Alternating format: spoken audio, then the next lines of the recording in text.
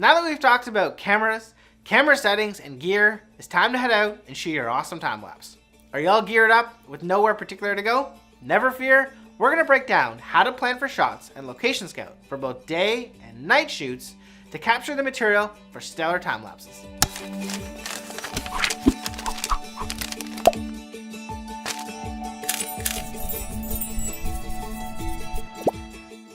Now, you won't just stumble upon a stellar time-lapse, but with a little bit of planning and location scouting, you can plan dynamic shots and use the tools you have to capture stunning footage. So, let's venture onwards. My bags are packed and I'm ready to go.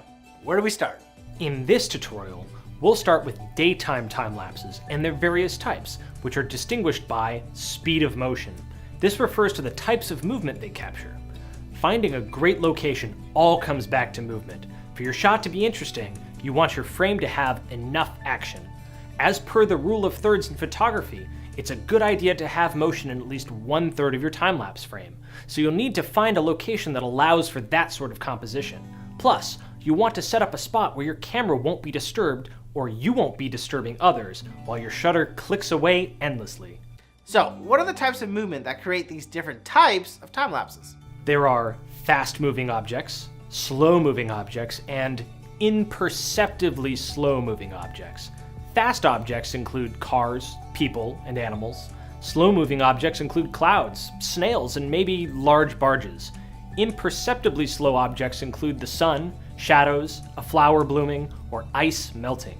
How do we approach taking these pictures of these moving objects that move at varying speeds? Fast-moving objects are a breeze to time-lapse. These subjects are easy to find and quick to capture. They just take a little bit more finesse to keep the motion looking smooth. Slow-moving objects, especially clouds, are similarly pretty quick to shoot, with some pretty beautiful results. But finding a good location and the right weather conditions can be a bit tricky at times. And since clouds also move at very different speeds, you'll need to be able to train your eye to have an idea of which settings work for which time-lapse speeds. Finally, time-lapses of imperceptibly slow-moving objects can produce some really amazing results, but these are also the toughest to make. Since objects like the sun can take hours to move around a decent amount, it takes ages to capture and involves a lot more planning. Stay tuned for more details in our upcoming lesson on the best camera settings to use for your time-lapse to learn about how to capture smooth motion when filming all of these different sorts of subjects. Got another how question for you. How do you find locations that are undisturbed enough to film, yet still lively enough to be full of movement? Seems paradoxical, right? Really, it's about research, research, research. I use Google Maps, Google Earth, old-fashioned physical maps, and GPS apps like Backcountry Navigator, plus my own experience and word-of-mouth advice. For outdoor time lapses, I look for off-road locations with easy access points if I need to haul gear. For filming exteriors of venues, using Google Street View can help determine lighting directions, obstacles, and parking options. And always do your research to see if there's any scheduled events happening in your chosen location. These sorts of things can interrupt your time-lapse, like being in the path of soldiers during their morning flag-raising march. Whoa, I definitely do not want my time-lapse rig to get trampled upon. Another great app for both Android and iPhone is Clear Outside, which gives you details on sunset, cloud cover, and a bunch of other information for planning your outdoor time-lapses perfectly. Filming interiors may need some deeper Google digging, or a scout to understand where you can get the best composition and keep your tripod safe from being kicked. Additionally, if you're inside shooting out through a window, something which may be needed to shoot a beautiful cityscape from a high-rise, you need to see if you need to control for glass glare. For example, you'll have to get as close as possible to the glass to reduce visible reflections, or put some sort of black cloth around the lens. So use all the tools at your disposal to research, research, research.